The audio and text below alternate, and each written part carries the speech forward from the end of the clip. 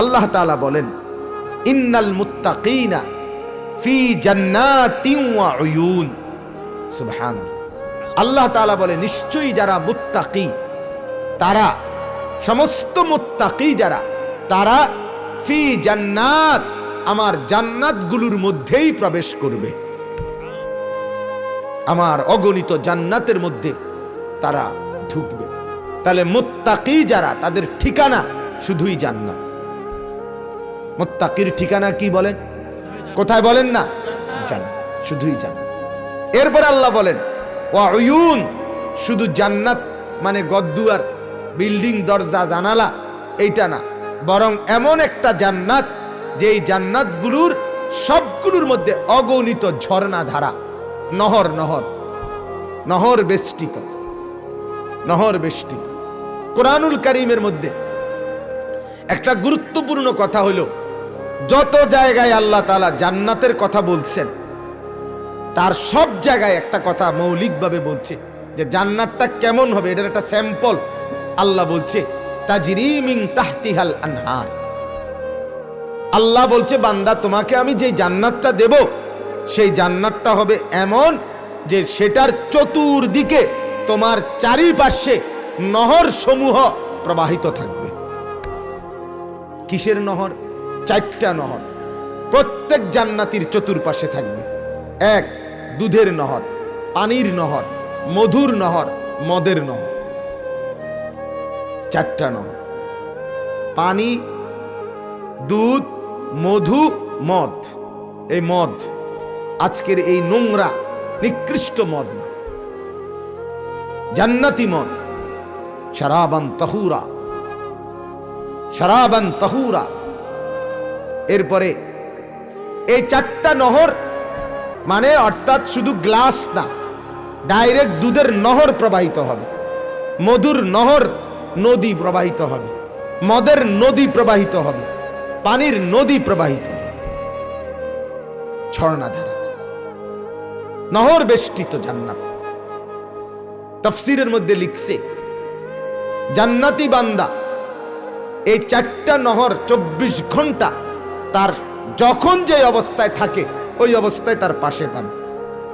অর্থাৎ বিষয়টা এরকম যে ওইখানে মনে করেন ড্রেন, 4টা ড্রেনের মতো বানাইয়া ওইখানে পানি, দুধ, মধু, মদ রাইখা দিছে, আপনার যখনই লাগবে ওইখান থেকে নিয়ে আসবেন। বিষয়টা এরকম না। জান্নাতি বান্দা হাঁটতেছে, বসে আছে, শুয়ে আছে, এখান থেকে ওই রুমে গেছে, ওই রুম থেকে এই রুমে গেছে, এই হুরের কাছ থেকে আরেক হুরের কাছে গেছে, যার কাছে যখন যেখানেই থাকে সে ওই সময় তার পাশে ওই 4টা নহর প্রবাহিত হইতে থাকে।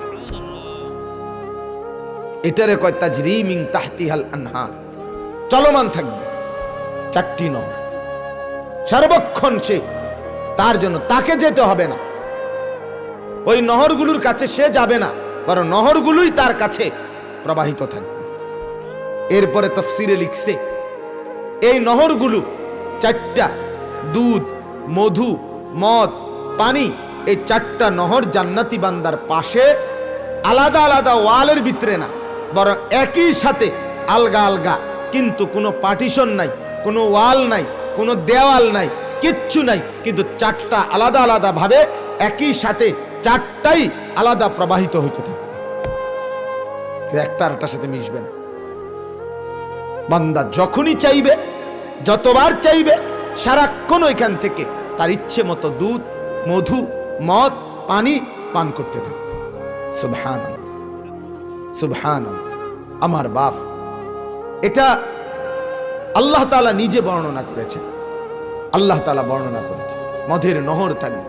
ওয়াসাকাহুম রাব্বুহুম শারাবান তাহুরা। আল্লাহ বলেন, আমি নিজে আমার বান্দাকে জান্নাতে উৎকৃষ্ট পবিত্র মদ, শরাব আমি পান করাব। আজকে যারা মাদকাসক্ত তারা সেদিন আখিরাতে আফসোস করবে, আফসোস। অসংখ্য যুবক নেশায় আক্রান্ত, অসংখ্য অসংখ্য, গ্রামকে গ্রাম, গ্রামকে ছেলে পেলেদের চেহারা দেখলেই বোঝা যায়। মা বাপ জানেও না। বর্তমান প্রজন্মের ছেলেদের, মেয়েদের গুনাহ মা বাবা আন্দাজও করে না গুনাহ কেমনে করে, কি প্রকার করে, কত আইটেমের করে। অসভ্যতা, নোংরামি, অশ্লীলতা, বেহায়াপনা কি পরিমাণ এক একটার জিন্দিগি ভিতরটা জাহানোয়ার, জাহান্নামের টুকরা হয়ে গেছে। এই পরিমাণ গুনায় আসক্ত, এই পরিমাণ নেশায় আসক্ত। কেউ নারীর নেশা, কেউ মদের নেশা, কেউ জুয়ার নেশা, কেউ ছবির নেশা, কেউ নর্তকীর নেশা, কেউ জিনা ব্যভিচারের নেশা, কেউ আড্ডাবাজির নেশা, কেউ মোবাইলের নেশা, কেউ ফেসবুকের নেশা। কোনো না কোনো এক নেশার মধ্যে ডুবে জিন্দিগি সারখার তসতস করে একেবারে জীবনটা নর্দমার কীট, পেশাব পায়খানার মল মূত্রের কীটের মতো বানায় ফেলছে। ভুলে গেছে আখিরাত, ভুলে গেছে পরকাল। কারণটা কি? এর একটা মৌলিক কারণ এটাও, পরিবারের যথাযথ নেগরানির অভাব। এক পিতা মাতা, এক পরিবার মুসলমানের সন্তানকে নিয়ে যা গড়ার কথা, তার চাইতে ঘর দুয়ার আর ফার্নিচার, খাট পালং আর বিল্ডিং, এটা নিয়েই ব্যস্ত বেশি। মানুষ গড়বার আগে, মানুষ সুন্দর করার আগে বিল্ডিং সুন্দর করার ফিকির বেশি। সন্তানকে সাজাইবার চাইতেও সোফা ঠিক করার, ফার্নিচার সুন্দর করার ফিকির বেশি, ফিকির বেশি। এই হলো মূল বিষয়। এই জন্য বললাম, আল্লাহ তাআলা বলেন আমার বান্দা যারা মুত্তাকি হবে তারা ফি জান্নাতি ওয়া আয়ুন, তারা জান্নাত সমূহের মধ্যে বাস করবে এবং ঝর্ণা ধারার মধ্যে তারা অবস্থান করবে। সুবহানাল্লাহ। মুত্তাকিরা, মুত্তাকি কাকে বলে? মুত্তাকিরাই জান্নাতি। মুত্তাকিরা কি বলেন না? মুত্তাকি কাকে বলে? এক কথা বলে, মুত্তাকি মানে দুই জিনিস, তারকুল মুনকারাত, ফি'লুল খায়রাত। মুত্তাকি কাকে বলে? সমস্ত গুনাহ যে বর্জন করে, আর কি? ফি'লুল খায়রাত, সমস্ত নেক আমল যে করে থাকে। তাহলে আল্লাহর হুকুম যে পালন করে, গুনাহ যে বর্জন করে, তাকেই বলে মুত্তাকি। বাপ, আপনার আল্লাহর ওয়াস্তে এদিক সেদিক তাকায়েন না, কোনো ফায়দা হইতো না, শুনলেন আর কি। গাফেল কোনোদিনও লাভবান হয় না। লাভবান যে আচ্ছা সে আসুক, আপনি কি তাকাচ্ছেন? এই খামখেয়ালির কারণে, আমি তো প্রতিদিন বলি, এই শুধুমাত্র গাফলতির কারণে প্রথম কাতারে নামাজ পড়াও শুক্রবারে, এরপরও বেড়া আজীবন বিড়ি খায়, এই শুধু গাফলতির কারণে। নালে এই বেড়া আজকে 30 বছর পয়লা কাতারে নামাজ পড়ে, এবারটা কেমনে অনুবিড়ি খায়? কল্পনা করে। প্রথম কাতারে নামাজ পড়া এখনো আপনার মসজিদে বাইর হইয়াই সাদওয়ানে গিয়া এ ফইলা গালিটা দেয় যে মাটির তলের যদি কেচ্ছা থাকে সেটা উঠতে যায়, এমন ডাকাত। কেন? গাফেল। মূল কথা হইল গাফলত, খামখেয়ালি। আখিরাত, পরকাল, জাহান্নাম থেকে বাঁচা, জান্নাতে যাওয়া, এটাকে দিল থেকে লালন করে না। গাফেল কখনোই লাভবান হয় না বাপ। কোরআনুল কারীমের মধ্যে আছে, আল্লাহ তাআলা বলেন, নবীকে বলছে, লিতুনদিরা কওমান মা উনদিরা আবাউহুম ফাহুম গাফিলুন। আল্লাহ বলে, বন্ধু, আহা, মক্কার এই মানুষগুলোকে আপনি ভয় দেখান, জাহান্নামের ভয়, আখিরাতের ভয়। জানেননি বন্ধু, এদের বাবা দাদা, আবু জেহেলের বাপ, আবু লাহাবের বাপ, উতবার বাপ, সাইবার বাপ, এদের বাপ দাদা যারা ছিল কিছুদিন আগের, গত 50 বছর আগের, গত 100 বছর আগের, গত 200 বছর আগের নবী, এগো বাপ দাদারে কেউ আল্লাহর ভয় দেখায় নাই, আখিরাতের ভয় দেখায় নাই, জাহান্নামের ভয় দেখায় নাই। ফাহুম গাফিলুন, ফলে তারা একদম গাফিল হয়ে গেছে। কোরআনের আয়াত। ফলে তারা গাফিল হয়ে গেছে।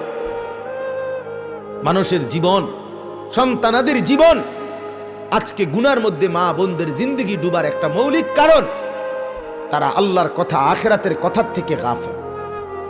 তাদেরকে যথাযথ শোনানো হয় না। মাহফিল 2টার জায়গা 4টা হইলেই কিছু মানুষের শয়তানে কামড়ায়, হ্যাঁ, তো মাহফিল দিয়া করে কি? প্রতিদিন ওয়াজ, প্রতিদিন ওয়াজ।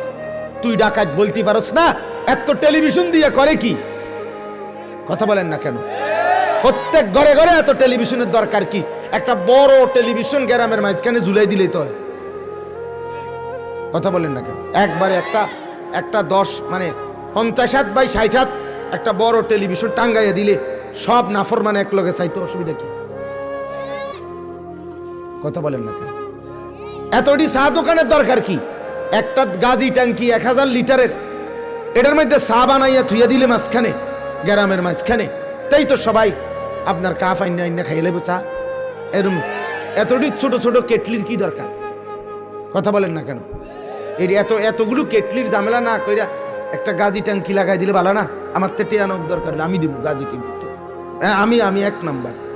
আপনারা সিদ্ধান্ত নিয়ে আমরা জানাইলে আমরা গ্রামে চা খানার সুবিধার্থে আমরা একটা গাজি ট্যাঙ্কি কিনবো, এটা টেহা আমি দিব। আইয়া কেউ মানবে এটা? কেউ বলে পাগল, 14 গোষ্ঠী পাগল তোর বেড়া। তাহলে কি বোঝা গেল বাপ? আল্লাহর কথা, আখিরাতের কথা বারবার শোনানো উচিত, বারবার শোনানো উচিত, মা বোনদেরকেও শোনানো উচিত। দিল তো চাই, পারিত না, উচিত তো প্রতিদিন বলা, মা বোনদেরকেও ব্যাপকভাবে বলা, পুরুষদেরকেও বলা, ছেলেদেরকেও বলা। আপনাদের এই ছেলেগুলো যদি বারবার আল্লাহর কথা শুনাইতেন মনোযোগ দিয়ে, জিন্দেগি বদলাইত। আমি তো হতাশ হই না। অসংখ্য যুবক আলহামদুলিল্লাহ এখন ওলামায়ে কেরামকে মহব্বত করে। লাখ লাখ যুবক বাংলাদেশে সম্ভাবনা খুবই ভালো, খুবই ভালো, আলহামদুলিল্লাহ। আমরা হতাশ না। গলা ভাঙ্গা গেছে, গলায় অপারেশন হয়েছে, হতে পারে জমিন থেকে একদিন চলেও যাব, কিন্তু ইনশাআল্লাহ সম্ভাবনা বলে যে বাংলাদেশের নওজোয়ান আগামী দিনেই অচিরেই ইসলামের পক্ষে লড়বে ইনশাআল্লাহ। প্রতিটা মাহফিলে গেলে হাজার হাজার যুবক দেখি, শত শত যুবকের আহাজারি, মহব্বত, আন্তরিকতা, এটা প্রমাণ করে যুবক ইসলামের দিকে ফিরতেছে, কাজ হইতেছে। আটলান্টিক মহাসাগরে ঢেউ উঠলে নিচে, এটা উর্ফে বুঝা যায় না। কথা বোঝেন না কেন? এটা কোনো দেড়বুইটা ফুকুন না, এটা একটা মহাসাগর, এটার ভিতরে বহু ঢেউ কি খেলে, কিন্তু উর্ফে দিয়ে কি হয় না। ইসলাম এটা কোনো ছোটখাটো কিছুর নাম না। ইসলাম একটা বিশাল বড় জীবন ব্যবস্থার নাম। এর ভিতরে বহু ঢেউ খেলতেছে, উপরে বোঝা যাইতেছে না। দুশ্মন মনে করে মুসলমান সব মরে গেছে, মাত্র বান্দর কইয়া ছাড়ছে, সুইরা লাইছে হুজুররা সব। সারা বাংলাদেশ একসাথে গর্জে উঠছে, একটা আলেম বাকি নাই বান্দরওয়ালার বিরুদ্ধে বলে নাই। বান্দর জাত শেষ, একদম বান্দর আর মাতালকে দিতে পারত না। এরপরে যদি উন্দুর বানাইতে পারে তাহলে হইতে পারে আবার নতুন প্রাণী যদি বলে আর কি, মাগার বান্দর কইয়ার সামাল দিতে পারবে। এজন্য বাপ প্রত্যেকেই দয়া করে, মেহেরবানি করে আখিরাতকে ভাবেন, পরকালকে ভাবেন। আল্লাহ তৌফিক দান করেন। চলেন তো বলতেছি, মুত্তাকি কাকে বলে? মুত্তাকি বলে 2টি বিষয়। 1 যে তারকুল মুনকারাত, গুনাহ ছেড়ে দেয়। 2 ফি'লুল খায়রাত, নেক আমল করে নেয়। আরো ব্যাখ্যা আছে, আইয়ুতাআ ফালা ইউসা। মুত্তাকি বলে তাকে যে সর্বদা আল্লাহর আনুগত্য করে, নাফরমানি করে না। 2 আইয়ুশকারা ফালা ইউকফার, সর্বদা আল্লাহ তাআলার শুকর আদায় করে, কখনো আল্লাহর অকৃতজ্ঞতা আদায় করে না। 3 আইয়ুযকারা ফালা ইউনসা, সর্বদাই আল্লাহকে স্মরণ করে, কখনোই আল্লাহকে ভুলে না। তাকে মুত্তাকি বলে। তাকে কি বলে বলেন না? আনুগত্য যে করে, শুকর যে করে, জিকির যে করে, এতাত আনুগত্য যে করে, শুকর করে, জিকির করে, আল্লাহকে ভোলে না, আল্লাহর অবাধ্যত হয় না, আল্লাহ তাআলার অকৃতজ্ঞতা করে না, তাকে মুত্তাকি বলে। আল্লাহ বলেন সেই মুত্তাকি, তার জন্য আমার জান্নাত। উইদ্দাত লিল মুত্তাকিন, কোরআনের আরেক জায়গায় আছে, আল্লাহ বলেন আমার জান্নাত আমি বানিয়েছি বান্দা, বিশ্বাস করো, মুত্তাকিদের জন্য। দেব বলে বানাইছি, না দেওয়ার এটা আমরা মুলা ঝুলাইছি না। রসিকতা করে বানাই নাই, আরে দিতে চাচ্ছি বান্দা, দিতে চাচ্ছি। 90 বছর পরেও কাঁদলে আমি জান্নাত দিয়ে দিই। আমি দিতে চাই, বেশি থেকে বেশি জান্নাতে দিতে চাই, জাহান্নামে দিতেই চাই না, দিতেই চাই না, না পারতে দিচ্ছি কাউকে। এরপর আল্লাহ তাআলা বলেন আখিদিনা মা আতাহুম রাব্বুহুম ইন্নাহুম কানু ক্বাবলা যালিকা মুহসিনিন। রব্বুল আলামিন বলেন আমার যত মুত্তাকি বান্দা তারা আমার জান্নাতের মধ্যেই থাকবে, ঝর্ণা দ্বারা বেষ্টিত থাকবে। আমি রব্বুল আলামিন দুধের নহর, মধুর নহর, মদের নহর, পানির নহর তাদের চতুর্পার্শ্বে আমি সরবরাহ করব। আল্লাহ বলেন কি ভেবেছো বান্দা, আমার বান্দা জান্নাতি মানে শুধু জান্নাতের ঘর আর শুধু এই 4টা নহর? না না, আখিদিনা মা আতাহুম রাব্বুহুম, আল্লাহ বলে আমার জান্নাতি বান্দাকে আমি রব্বুল আলামিন শুধু কেবল দিতেই থাকবো, আমার বান্দা কেবল নিতেই থাকবে। বান্দা বলবে বারবার আর লাগবে না, রব্বুল আলামিন বারবার বলবে ওয়ালাদাইনা মাজিদ, আরো আছে, আরো আছে, আরো নিতে হবে। সুবহানাল্লাহ। বান্দা বলবে ফেরেশতা ভাই আল্লাহ দোয়াই, আল্লাহ একদো না ভাই, আল্লাহ একদো না, আমি কিতা দেও রে, কিতাম দেও রে, আমি এতটি খামু কেমনে? আল্লাহ তাআলা বলবে ওয়ালাদাইনা মাজিদ, না না না বান্দা আরো আছে, আরো আছে, আরো আছে, আরো আছে। দিতে দিতে দিতে দিতে দিতে দিতে আখিদিনা মা আতাহুম রাব্বুহুম, বান্দা শুধু গ্রহণ করবে, আল্লাহ শুধু দিতে থাকবে। দেনেওয়ালা কেমন বলেন তো? আল্লাহ, আল্লাহ পাক তিনি দিবেন। তো আল্লাহ দিলে কেমন দেওয়াটা দিবেন? আল্লাহর কাছে আছে কেমন? কথা বলেন না। আল্লাহ, আল্লাহ পাকের আচ্ছা আছে কদ্দুর? ওয়ালিল্লাহি খাযাইনুস সামাওয়াতি ওয়াল আরদ, 7 আসমান ও জমিনের সমস্ত ভান্ডার আল্লাহ বলেন আমার। লাহু মা ফিস সামাওয়াতি ওয়া মা ফিল আরদ, 7 আসমান ও জমিনের যা সবই তো আমার, সবই তো আমার। সেই মালিক দিন। দেনেওয়ালা যেহেতু এত বড়, তো বান্দা পাবেও অনেক বেশি, ঠিক কিনা বলেন না? ওয়া ইদা রাআইতা সাম্মা রাআইতা নাঈমান ওয়া মুলকান কাবীরা, আল্লাহ বলে কোরআনে আমার জান্নাতি বান্দা জান্নাতের নিয়ামত দেখবে। ওয়া ইদা রাআইতা, যখন তুমি দেখবে, তা আল্লাহ বলে সাম্মা রাআইতা, আবার দেখবে আরো নিয়ামত, আবার যখন দেখবা আরো নিয়ামত, আবার যখন দেখবা আরো নিয়ামত। ওয়া মুলকান কাবীরা, দেখতে দেখতে দেখবা এক বিশাল সাম্রাজ্য আমি তোমারে দিয়ে দিছি। বিশাল বাড়ি না, বিশাল বাড়ি না, জান্নাত একটা বিশাল বাড়ি না যে 10টা বাথরুম 18টা কি বেডরুম মনে করে দুইটারে বিশাল মনে করে, না না না বেটা, দূর বেটা, বাথরুম তো নাই। এটা একটা মুলকান কাবীরা, তোমারে জান্নাত যেটা দেব বান্দা সেটাই হবে একটা বিশাল সাম্রাজ্য, একটা বিশাল রাজত্ব, একটা বিশাল রাজত্ব। এই দুনিয়ার সর্বনিম্ন জান্নাতীকে আল্লাহ যে জান্নাত দিবে সেটা এই দুনিয়ার 10টা দুনিয়া চাইতে বরাবর বেশি। আশারাতু আমসালিহা, 10 দুনিয়া বরাবর সর্বনিম্ন জান্নাতির জান্নাত। এগুলা আপনার কাছে মনে হয় রসিকতা, আপনার কাছে কাল্পনিক, কারো কাছে মনে হইতে পারে আল্লাহর কসম আমার কাছে এটা 100% সত্য মনে হয়। আমি সত্য মনে করি, আমি দিল থেকে ইয়াকিন মনে করি, আমি বিশ্বাস করি আমার মালিকের এক অক্ষর মিথ্যা হইতে পারে না। বাংলা বইয়ে ভুল থাকে, অঙ্ক বইয়ে ভুল আছে, ইংরেজিতে ভুল আছে, পদার্থতে ভুল আছে, জীববিজ্ঞানে ভুল আছে, রসায়ন বিজ্ঞানে ভুল আছে, পৃথিবীর সব গবেষণায় উলটপালট হয়, রদবদল হয়, মালিকের কথায় 1 ইঞ্চি জাররা বিন্দু পরিবর্তন হয় না। আল্লাহর কথা অস্বীকার করব কেন? আল্লাহর কথায় সন্দেহ করব কেন? বিশাল সাম্রাজ্য দিবে আল্লাহ তাআলা দিবে। অতএব আল্লাহ তাআলা বলেন আখিদিনা মা আতাহুম রাব্বুহুম, শুধু জান্নাত দেব, শুধু নহর দেব এটা না, বরং কি পরিমাণ নিয়ামত দেব আমি আল্লাহ দিতে থাকব, আমার বান্দা নিতে থাকবে। এখন এভাবে দিলেন কেন? আল্লাহ বলেন ইন্নাহুম কানু ক্বাবলা যালিকা মুহসিনিন। এই যদি আল্লাহকে প্রশ্ন করেন আল্লাহ দিতে যে লাগছেন আপনার বান্দারে দিতেই যে আছেন, বান্দা নিতেই যে আছে। হ্যাঁ, কারণটা কি? আল্লাহ বলে, জানো না? তুমি জানো না?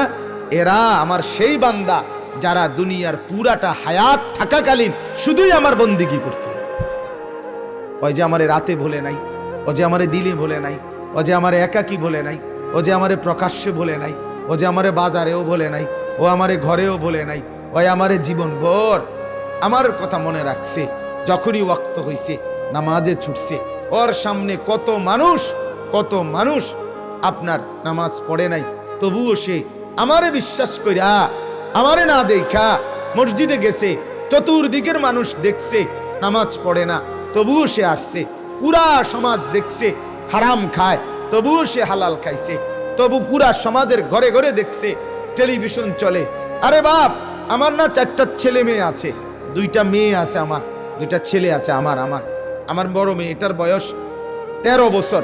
তাইলে আমার যে ছোট মেয়েটা, আমার যে ছোট ছেলেটা, ঠিক আমি যে ইউনিটে ভাড়া থাকি এখন বাসা, ঠিক পাশের ইউনিটেও তো টেলিভিশন চলে, উপরের ইউনিটেও দোতলায় টেলিভিশন চলে। তা আমার বাচ্চারও তো দেখতে মন চায়, আমার বাচ্চারাও তো দেখতে চায়। কিন্তু আল্লাহকে সাক্ষী রেখে বলি, আমার বিবি বাচ্চার নজরদারির কারণে তো আজকের এই দিন পর্যন্ত বাচ্চা ওই ঘরেও যায় নাই, উপরের তালায়ও যায় নাই। এই যে কোরবানি করলো, আমার বাচ্চা দুনিয়ার হাজারো মানুষের মতো দেখলো না, মালিক কি এটার বিনিময় দিবে না? আল্লাহ কি দয়া করবে না? তো এত মানুষ বিশ্বকাপ খেলা দেখলো, আমি মৌলবি যে দেখলাম না, আমি কি এটার কিচ্ছু পাইতাম না? আমি কি বেকু? কি মনে হয়? হ্যাঁ, পাবো না কেন? রাস্তার এত নর্তকী, এত সুন্দরী, এত রূপসী, রূপ ফেরি করে, যৌবন ফেরি করে, মানুষকে ডাকে, বেশ্যা পতিতার মতো ডাকে, আমাকে দেখো, আমাকে দেখো, আমাকে দেখো। সেখান থেকে যে মানুষগুলো চোখ নামায় ফেলে, সে কি পরিমাণ মুমিন ভাবেন তো। আল্লাহ বুঝি তার কথা মনে রাখবে না? কয় কি? আল্লাহ তো বলবে, বান্দা তুই তো কলজাটা ছিড়াইছিলি আমার লাগিয়া, বেটা তুই কলজাটা ফাড়াই লাইছিলি, তোর কি যেমন চাইছিল আমি তো জানি, কিন্তু তুই দেখোস নাই। আমারে ভয় কইরা তুই দেখোস নাই। আমি তোরে দেব না তো বান্দা, কাকে দেব? যা, আমার জান্নাত যা মন চায় তুই নে বেটা। আখিদিনা মা আতাহুম রাব্বুহুম। তো আল্লাহ তাআলা বলেন, কেন দেব এগুলো? ইন্নাহুম কানু ক্বাবলা যালিকা মুহসিনিন। আমার এই বান্দাগুলো ইতিপূর্বে দুনিয়াতে নেককার ছিল। কি ছিল বলেন না? নেককার ছিল। যে মানুষগুলো ফজরের ওয়াক্তে, বুড়ো বুড়ো কিছু মুরব্বী, অসুস্থ দুর্বল, লাঠি ভর করে করে হলেও মসজিদে ফজরের নামাজের জামাতে আসে, কি মনে হয় ছেলেরা ওনাদেরকে মাওলা আলাদাভাবে আদর করবে না? না, অবশ্যই করবে। ফাসাউফা তারা ইদিন কাশাফাল গুবারু আফারাসুন তাহতা রিজলিকা আম হিমারু। অচিরেই তুমি দেখতে পাবা তুমি বুদ্ধিমান ছিলা নাকি নামাজি বুদ্ধিমান ছিল, ঘোড়ার পিঠে ছিলা না গাধার পিঠে ছিল। এটা আরবি একটা প্রবাদ আর কি। এক কোনা দিয়া যুদ্ধের ময়দানে যুদ্ধ হইতেছে, তো যুদ্ধ চলতেছে পুরা মাঠে। এক কোনা দিয়া সবাই লক্ষ্য করছে যে এখানে খুব বালু উঠতে আছে। সবাই মন্তব্য করতেছে, মানব কারবার হইতেছে। হ্যাঁ, ওই সাইডে মনে সুরে লাইতেছে, মানে মেন যুদ্ধটা হইতে আছে ওই কোনাত, মানে যেইভাবে বালু উঠতে আছে। কিছুক্ষণ পরে যখন বালু সরে গেছে, দেখে একতে গাদার পিঠে বইয়া ইচ্ছা করে বালু উঠাইতে আছে। আফারাসুন তাহতা রিজলিকা আম হিমার, ইচ্ছা করে বালু উড়ায়। আসলে যুদ্ধের কোনো নাম গন্ধ নাই। তো আমরাও বলি, যুবক তুমি তো মনে করছো কি রঙে আসো, মানুষের বেডি চাও, মানুষের বেডি চাইতে আসো, মোবাইলে উলঙ্গ ছবি দেখো, নাচ দেখো। তুমি কি বুদ্ধিমান? ও চিরেই দেখবা তুমি আসলে গাধার পিঠে বসে বালু উড়াইছো, যুদ্ধ করো নাই, ঘোড়ার পিঠে চড়ো নাই, তুমি জীবন কিছুই বোঝো নাই। তুমি ধোঁকা খেয়েছো, প্রতারিত হয়েছো। নারীর ফাঁদ, ধোঁকা। ফাত্তাকুদ দুনিয়া ওয়াত্তাকুন নিসা। নবী বলছেন, দুনিয়ার মায়া জাল ভয় করো, নারীর ফাঁদ ভয় করো। নারীকে লজ্জা করা না, নারীকে অপমান করা না। নারী যদি মা হয় সে সম্মানী, নারী যদি স্ত্রী হয় সম্মানী, নারী যদি বোন হয় সম্মানী, নারী যদি আমার ফুফি হয় সম্মানী, নারী যদি আমার দেখার অনুমতিপ্রাপ্ত নারী হয় সে তো আমার সম্মানী, নারী যদি ভিন নারী হয় সেও আমার সম্মানী। কি সম্মান? না দেখাই তাকে সম্মান, তাকে পর্দায় থাকতে দেওয়া, এটাই সম্মান, এটাই ইজ্জত, এটাই ইজ্জত। অতএব আল্লাহ তাআলা বলেন, আমার জান্নাতি বান্দাকে এত অফুরন্ত নিয়ামত কেন দিব? কারণ সে ইতিপূর্বে দুনিয়ায় কি ছিল? ফরহেজগার ছিল, মুহসিন ছিল। এবার বাকি পরিচয়টুকু বলি। তিনটা গুণ বলছে আল্লাহ। কেমন ফরহেজগার ছিল, কেমন নেককার ছিল দুনিয়াতে, আল্লাহ উদাহরণ দিতে গিয়া বলছে, শোনো বান্দা কেমন ছিল বলি। আমার জান্নাতি বান্দা দুনিয়ায় কি আমল করছে? এক, কানু কালিলাম মিনাল লাইলি মা ইয়াহজাউন। আল্লাহ বলে, শোনো আমি বলি, আল্লাহ বলে বান্দার কথা বলতেছে, আমার এই বান্দা না পুরা মহল্লা ঘুমায় গেছে রাত্রে, এ রাত জেগে অল্প সময় ঘুমাইতো, বাকি রাত আমার জন্য জেগে থাকতো। আমি তো দেখছি। কানু কালিলাম মিনাল লাইলি মা ইয়াহজাউন। আল্লাহ বলে, কেন জান্নাত দিলাম, কেন নহর বেষ্টিত করে দিলাম, কেন আমি রব্বুল আলামিন আমার তরফ থেকে দিল ভরে দিলাম? আল্লাহ বলেন, এক নাম্বার কারণ হলো কানু কালিলাম মিনাল লাইলি মা ইয়াহজাউন। রাত্রির খুব কম অংশই তারা ঘুমাতো, বাকি রাত জেগে জেগে কখনো সেজদা দিত, কখনো তাহাজ্জুদ পড়তো, কখনো জিকির করত, কখনো গুনগুনিয়ে কাঁদে আমি আল্লাহকে ডাকতো। রাত্রি নিশীতে বলতো সুবহানাল্লাহ, আলহামদুলিল্লাহ, আল্লাহু আকবার, লা ইলাহা ইল্লাল্লাহ, আস্তাগফিরুল্লাহ, আস্তাগফিরুল্লাহ। পৃথিবী যখন ঘুমিয়ে, মানুষ যখন সব লুকিয়ে, আমার বান্দা তখন আমি আল্লাহর সাথে সম্পর্ক কায়েম করত। হ্যাঁ, রাজুলুন যাকারাল্লাহ খালিয়ান ফাফাদাত আইনাহু। নবী বলে, আল্লাহর যেই বান্দা একাকী আল্লাহর জিকির করতে শুরু করে, অতঃপর জিকির করতে করতে চোখে পানি দিয়ে চোখ ভিজায়া ফেলে, গাল ভিজায়া ফেলে, তো আল্লাহ আরশে আজিম থেকে রাত্রি নিশীতের একাকী সেই বান্দা জিকিরকারীকে ডেকে বলে, শোন, তোরে না আমি কিয়ামতের দিন আমার পাশে রাখো, তুই আমার আরশে আমার লগে বইবি, মাথিস না, তুই কাঁদ, তোর চোখের পানি আমি কদর করলাম, যা। ইউযিল্লুহুমুল্লাহু ফি যিল্লি, আল্লাহ আরশের নিচে ছায়া দিবে আল্লাহর সেই বান্দাকে যে বান্দা একাকী আল্লাহর জিকির করে আর একাকী কাঁদে। ফাফাদাত আইনা, চোখ ভাষায় কেঁদে কেঁদে। আল্লাহ আমাকেই তৌফিক দান, আমাকেই তৌফিক দান। কানু কালিলাম মিনাল লাইলি মা ইয়াহজাউন। রাত্রি যারা কম ঘুমাতো, আমার বন্দিগিতে রাত কাটিয়ে দিত। আল্লাহর নবী সাল্লাল্লাহু আলাইহি ওয়াসাল্লামের স্ত্রী আম্মা জান আয়েশা রাদিয়াল্লাহু তাআলা আনহা, এশার নামাজের কিছুক্ষণ পরে নবী আসছে ঘরে। আল্লাহর নবী সাল্লাল্লাহু আলাইহি সাল্লাম কথাবার্তা সেরে বিশ্রাম করতে শুইছে, হযরত আয়েশা পাশে শুইছে স্ত্রী। কিছুক্ষণ পরে হযরত আয়েশা বলে, আমি হাত বাড়িয়ে দেখি আমার স্বামী আমার পাশে শোয়া নাই।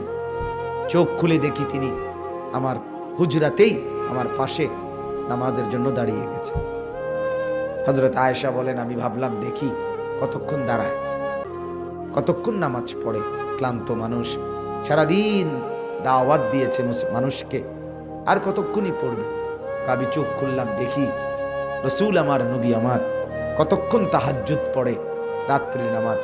হযরত আয়েশা বলেন, তাকিয়ে দেখি বেলালের ফজরের আজানের ওয়াক্ত হইছে, তো সরওয়ারে দু আলম তখনও কেবল দাঁড়িয়েই আছে। পাকিস্তানের এক বড় বুজুর্গ ছিলেন, আওলাদে রসুল সৈয়দ আব্দুল মজিদ নদীম সাহেব রাহমাতুল্লাহ আলাইহি। একসময় বাংলাদেশে খুব আসতেন, উর্দুতে বয়ান, কলিজার ছেঁড়া বয়ান করতেন।